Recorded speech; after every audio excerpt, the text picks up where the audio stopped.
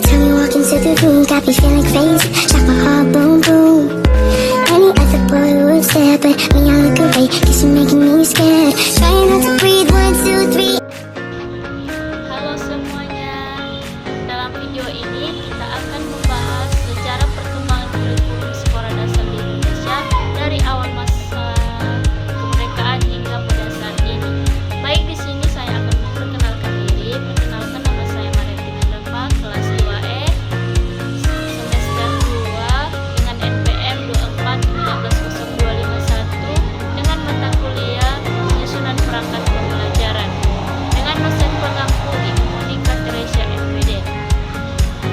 Baiklah, di sini saya mengambil jurusan PGSD di Institut Pendidikan Taman Selatan. Baiklah, di video ini saya akan membahas atau menyimpulkan materi atau makalah yang dipresentasikan besok oleh kelompok 2 yang berjudul Sejarah Perkembangan Kurikulum di Sekolah Dasar.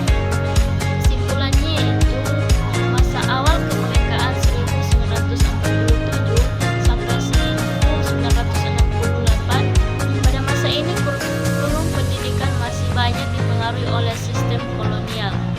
Seperti Rencana Pelajaran 1947, kurikulum pertama Indonesia masih sederhana, berfokus pada pendidikan moral dan nasionalisme. Yang kedua, Rencana Pelajaran 1952, mata pelajaran mulai lebih terstruktur dan guru diberi kebebasan dalam mengajar. Yang ketiga yaitu Rencana Pelajaran 1964, konsep Pancawahana diperkenalkan, yaitu pengembangan moral, intelektual, emosional, keterampilan dan jasmani. Kurikulum saat ini menekankan pembentukan karakter dan keterampilan dasar untuk masyarakat pasca kemerdekaan. 2. Era Orde Baru 1968 sampai 1998. Di era ini kurikulum menjadi lebih sistematis dan terstruktur dengan tujuan menciptakan tenaga kerja yang siap pakai. 1. Kurikulum 1968 lebih sistematis, berorientasi pada pembentukan manusia yang Pancasila. Kedua yaitu kurikulum 1975 menggunakan pendekatan instruksional atau berbasis tujuan pembelajaran yang jelas, namun terlalu teknis bagi guru.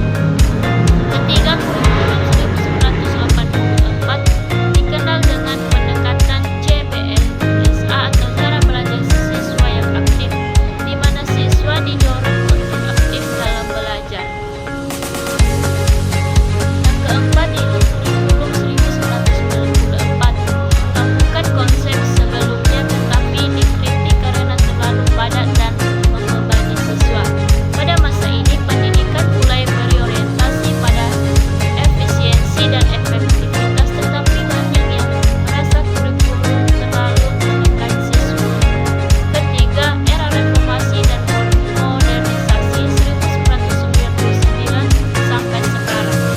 Di era reformasi, kurikulum mulai lebih fleksibel dan berbasis potensi. Kurikulum 2024 atau KBK memperkenalkan pendidikan berbasis kompetensi dengan fokus pada keterampilan siswa, bukan sekadar hafalan. Kedua, kurikulum 2006 atau KTSP memberi kebebasan bagi sekolah untuk menyusun kurikulum sesuai kebutuhan daerahnya. Ketiga, kurikulum 2013 atau K13 menekankan pendidikan karakter dan pembelajaran berbasis tematik integratif, guru lebih berperan sebagai fasilitator. Yang keempat, kurikulum merdeka atau tahun 2022.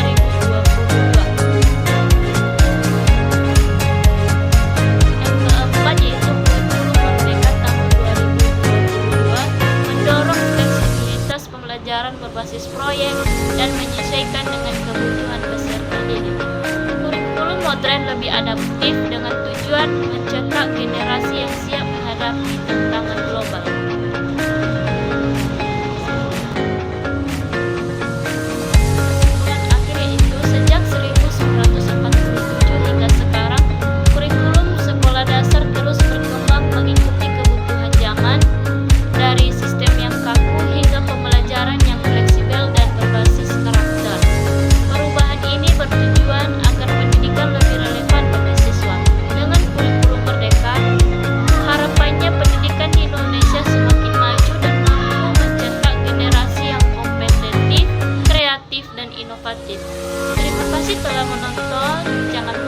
like, comment, dan